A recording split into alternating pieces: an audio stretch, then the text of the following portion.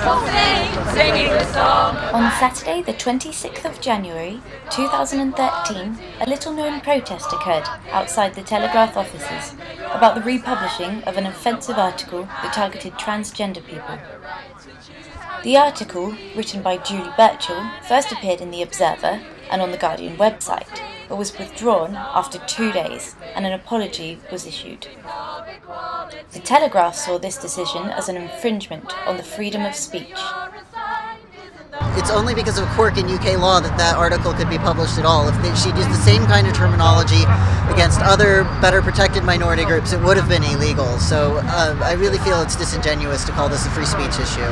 The Observer took it down because they deemed it offensive, and once they've done that, I don't think there's any reason for another newspaper to step in to say that, you know, they know better. We should work for the abolishment of any sort of discrimination, not for the enforcement of it. Free speech is not free speech when it takes away the freedom of other people to be themselves and to have basic human rights. I don't believe that is the nature of free speech. This demonstration wasn't acknowledged by the Telegraph and wasn't at all mentioned in any national newspaper on the day or even on the next day. My name is Sarah Mona. I'm a 20-year-old cisgender straight woman studying journalism at the London College of Communication. When I first read the Burchill article, I was really confused, especially because I didn't know anything about the original Moore Twitter argument. So I did a little bit of research, and I was really shocked because I found out that there was a lot that I didn't know about trans issues. The Twitter row was sparked over a line in an article by Suzanne Moore that appeared in the New Statesman about women's anger. We are angry with ourselves for not being happier, not being loved properly, and not having the ideal body shape, that of a Brazilian transsexual. This doesn't sound so bad to me. The first Brazilian transsexual person that comes into my mind is supermodel Leah T, who got to kiss Kate Moss on the cover of Love magazine, and who wouldn't want to be like her? But the word transsexual isn't a noun, it's an adjective, and using it incorrectly is offensive, especially when it's placed at the end of a joke. This rule applies to any minority group. But if you didn't know that, you may be forgiven. Politically correct language is always changing, and some major dictionaries still recognise the word transsexual as a noun, including the Oxford English Dictionary. But even with the misuse of the adjective, was the comment anything to be offended about? Newspapers make grammatical errors all the time. But there was more to it than this. Brazil holds a certain significance to trans people. Last year, a study concluded that out of the 265 transgender people who were murdered, 126 of them were from Brazil. And what made the argument even more heated was the surrounding circumstances. Whilst the Suzanne Moore argument was going on, a Twitter hashtag, #TransDocFail, was becoming very popular. It categorised tweets about transphobic treatment from doctors and received several thousand submissions in just 48 hours. And many trans people are especially frustrated with common articles appearing in tabloid newspapers, which even Lord Justice Leveson recognised as disturbing and intrusive reporting.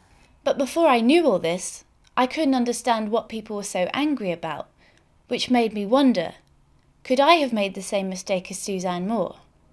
If I was being publicly criticised, and I didn't know why, how would I respond?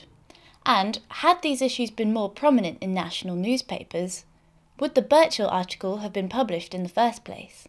I wanted to find out more, so I went to meet with Juliet Jakes, a trans woman who frequently writes for The Guardian and The New Statesman. Why do you think that the Burchill article was published in The Observer in the first place? I'm genuinely flabbergasted that it reached print. I mean, I did a talk about this in Brighton the other day. And I said that getting angry at Julie Burchill for writing a piece like that is like getting angry at a kind of feral puppy for defecating on your rug. There's no point being angry. It's, well, you know, the puppy might learn, Julie Burchill probably won't.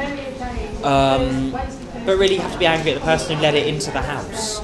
You know, the Observer have every right to not publish that piece, to take it off their website if they feel they can't defend it in the form it's there in and they feel it shouldn't have got there in the first place. They have every right to do that. That doesn't affect freedom of speech.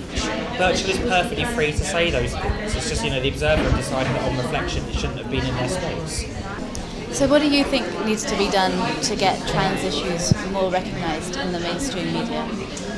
I don't expect the Leveson report to change so much in terms of decency around trans media coverage, as much as the work of people like Transmedia Watch and of this kind of growing generation of independent trans journalists and writers who have all simultaneously realised that that cisgender journalism needs to think about how it represents trans people, and the Burchill situation actually might be quite helpful in the long term, probably more so than the Leveson report, in highlighting those issues.